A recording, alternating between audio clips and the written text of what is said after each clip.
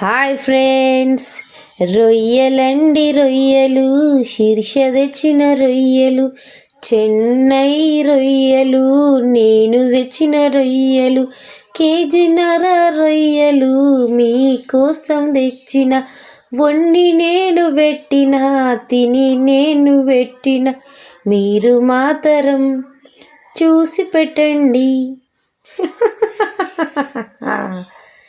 ఎంత మంచిగా పాడినండి పాట మాత్రం. చూస్తున్నారుగా, చూపిస్తున్న విధంగా క్లీన్ చేసుకోవాలి. చిన్నప్పుడు మా అమ్మ ఏమంటారు, షాపు పోయిరా, అటు పోయిరా, ఇటు పోయిరా అంటే నడుచుకుంటూ వెళ్తా కదండి, దారిలో చీమలు కనిపిస్తే వాటిని నేను దొక్కితే ఇవి ఏమవుతుందా అని చెప్పి వాటి చక్కెర వేసి మరి పక్కకు పోయేదానండి. అలాంటి హృదయం అండి నాది. ఇప్పుడు ఏది నడుస్తుందని గూసిపడేస్తున్నాయి, ఏది నడుస్తుంది గూసిపడేస్తున్న మనిషిని తప్ప. అట్లా తయారైన ఉంటా అంటే మనుషులంటే అంతేనండి. ఇది తింటారు అంటే తింటూనే ఉంటారు, కోసరు తింటారు వాళ్ళ స్వార్థం కోసం కదా. ఇప్పుడు నేను చూపిస్తున్న విధంగా నీట్గా కట్ చేసుకోవాలండి, అప్పుడైతేనే బాగుంటుంది, లేకపోతే నీచు వాసన వస్తాయి. అంగో నేను తీస్తున్న నరం అండి, ఆ నరం తీస్తేనే మంచిగా ఉంటుంది, లేకపోతే చేదు ఉంటుంది కూర అంతా. ఇవి నిమ్మకాయ ఉప్పు వేసుకొని బాగా కలుపుకోవాలండి, అప్పుడైతే నీచు వాసన ఉండదు. ఒక 2 సార్లు అదేమంటే కడుక్కోవాలండి, అప్పుడైతే నీచు వాసన ఉండదు, లేకపోతే అస్సలు తినలేమండి. ఇది ఒక్కటే గుర్తుపెట్టుకోండి కంపల్సరీ. ఫస్ట్ టైం చేసే వాళ్ళైతే ఖచ్చితంగా గుర్తుపెట్టుకోండి. మొత్తం అండి ఈ కేజీన్నర రొయ్యలు తీసేసరికి నా తల ప్రాణం తోకకు వచ్చిందంటే నమ్మండి. అసలు అమ్మ ఆశ కొద్ది తెచ్చుకున్నా కానీ మరి ఇట్లయితుంది అనుకోలేదు. ఇప్పుడు ఇవన్నీ కట్ చేసేసానండి. ఇప్పుడు చేసే విధానం అండి, 3 చెంచాల ఆయిల్, 2 మిరపకాయలు సన్నగా కట్ చేసి పెట్టుకున్నానండి. ఇది చూపిస్తున్న గ్రీన్ పేస్టు ఏంటంటే ఆనియన్, కొత్తిమీర, పుదీనా 3 కలిపి మిక్స్ చేశానండి. ఇది గ్రీన్ ఫ్రాన్స్ ఫ్రై. ఇది చాలా అంటే చాలా టేస్టీగా ఉంటుంది. మీరు ఎప్పుడు చేయకపోతే ట్రై చేయండి, చాలా అంటే చాలా బాగుంటుంది.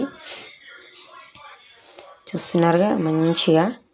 ఇది కొంచెం మగ్గాలంటే నేను ఎప్పుడు చెప్తున్న విధంగా లైట్గా కొంచెం సాల్ట్ వేసుకోండి, తొందరగా మగ్గిద్దండి. నిజంగా చాలా చాలా బాగుంటుంది టేస్ట్ మాత్రం ఇట్లా.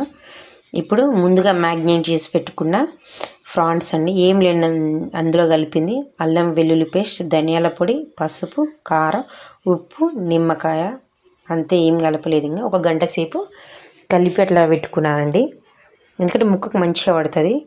ఇప్పుడు మంచిగా మొత్తం కలుపుకోవాలండి. అందులో ఫస్ట్ సిమ్లో పెట్టాలండి, దీన్ని హై ఫ్లేమ్లో పెట్టద్దు, మాడిపోతుంది. మంచి సిమ్లో పెట్టాలంటే ఫస్ట్ మీడియం సిమ్లో పెట్టాలి. టేస్ట్ మాత్రం నిజంగా అదిరిపోయిద్దండి. ఈ వంట ఒక్కసారి మీరు ట్రై చేయండి, తర్వాత మీరే కామెంట్లో పెట్టండి ఎంత టేస్ట్ అంటే అంత టేస్ట్ ఉంటుంది. కర్రీ మాత్రం ఫ్రై గ్రీన్ ఫ్రాన్స్ ఫ్రై. ఇది చాలా అంటే చాలా బాగుంటుంది. ఇంకా వాటర్ అంతా బయటకు వచ్చిందండి మంచిగా అండి. అసలు ఎంత మీడియంలో ఫ్రై చేసుకుంటే అంత మంచిగా ఉడుకుతుంది. ఏం కదులుతుంది అట్లా అస్సలు అనుకోద్దు, లోపల కంపల్సరీ నీచు అనేది ఉంటుంది. కాబట్టి మంచిగా దగ్గర అయ్యేదాకా అండి ఆ వాటర్ అంతా పోయి మంచిగా కావాలి, అప్పటిదాకా మంచిగా ఫ్రై చేసుకోండి. ఒకవేళ మీకు కొంచెం కారం సరిపోకపోతే మీరు వేసుకోండి, మేము నార్మల్గా తింటాం కానీ నార్మల్గా వేసుకుంటున్నా.